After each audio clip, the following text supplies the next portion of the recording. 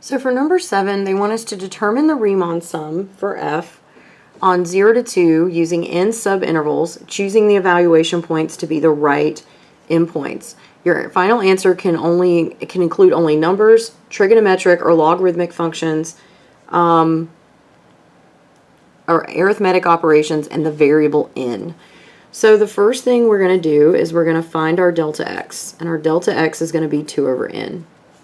Our c sub k is just going to be 2k over n because our first valuation point was 0.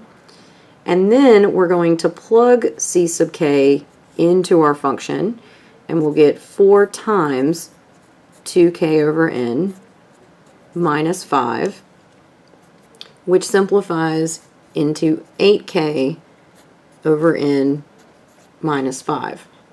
So our Riemann sum is going to go from k equals 1 to n of 2 over n times 8k over n minus 5. I'm going to distribute my 2 over n and get 16k over n squared minus 10 over n. Then we're going to split this into two sums.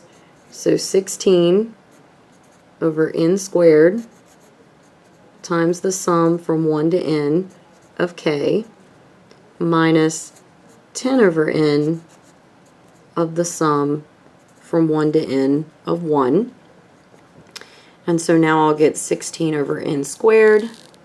The sum of the first k integers is n times n plus 1 over 2 minus 10 over n times n. So now I can simplify this a little bit. 2 divided by 6, or 16 divided by 2 is 8. I can cancel one of my n's, so I get 8 times n over n plus 8 over n. So I just went ahead and distributed my n across, my 8 across. These n's will cancel. Then here my n's cancel, and I get minus 10.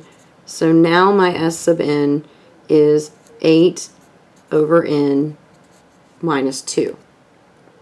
So it says use your work from the previous part to determine the definite integral of f from 0 to 2. So we know that the limit as n goes to infinity of 8 over n minus 2 equals negative 2 because the limit of this is 0.